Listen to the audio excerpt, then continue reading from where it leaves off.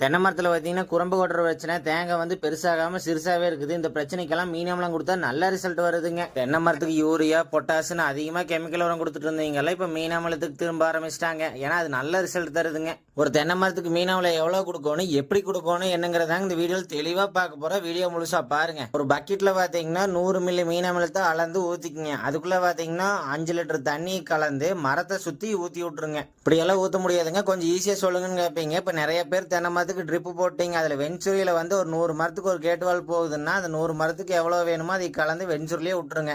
இல்லை இன்னொரு பெஸ்ட் மெத்தட்னு பார்த்தீங்கன்னா வேரில் கட்டுறதுங்க. வேரில் கட்டுறது எப்படின்னு சொல்லி நான் அடுத்த வீடியோவில் தெளிவாக சொல்கிறேங்க. ஒரு தென்னை மரத்துக்கு எவ்வளோ கொடுக்கணும்னு பார்த்தீங்கன்னா 100 மில்லிங்க. காப்பு மரமாக இருந்தால் 100 மில்லிங்க, இல்லை சின்ன பிள்ளையாக இருந்ததுன்னா 50லேருந்து 60 மில்லிங்க, வயசை பொறுத்துங்க. மீனமிலம் கொடுத்தா எப்படி இந்த அளவுக்கு ரிசல்ட் வருதுன்னு தெரிஞ்சுக்கணும்னா தென்னைன்னு சொல்லி கமெண்ட் பண்ணுங்க. அடுத்த வீடியோவில் கண்டிப்பாக சொல்கிறேங்க. நாம பார்த்தீங்கன்னா மீனமிலம் ரெடி பண்ணி சேல் பண்ணிட்டு இருக்கிறேங்க. எல்லா பக்கமே பார்சலும் போட்டுட்டு இருக்கிறேங்க. புது ஆஃபராக பார்த்தீங்கன்னா 5 லிட்டருக்கு மேலே எவ்வளோ எடுத்தீங்கனாலும் பார்சல் சார்ஜ் ஃப்ரீயாக பண்ணிக்கலாங்க. உங்களுக்கு மீனமிலம் தேவைப்பட்டுச்சுன்னா இந்த வாட்ஸ்அப் நம்பருக்கு கான்டாக்ட் பண்ணுங்க. இதை பற்றி எந்த டவுட்னாலும் தயங்காமல் கேளுங்க.